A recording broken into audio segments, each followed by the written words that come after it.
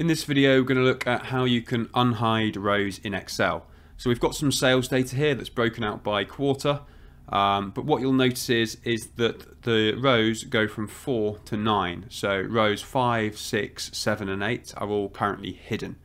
So to bring these rows back, what we can do is just highlight over these two rows where that you can see that 5, 6, 7 and 8 are kind of bunched up there, and then we can right click and unhide, and then all of the years 2018 through to 2021 which make up these total numbers are now presented again.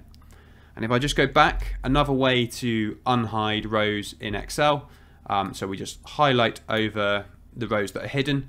This way is slightly slower, but it's worth being aware of that there's also the format menu in the ribbon up here, the visibility, hide and unhide section, and then we can also unhide the rows there, and then you'll see they all appear again. So that's just a quick run through of how you can unhide rows in Excel.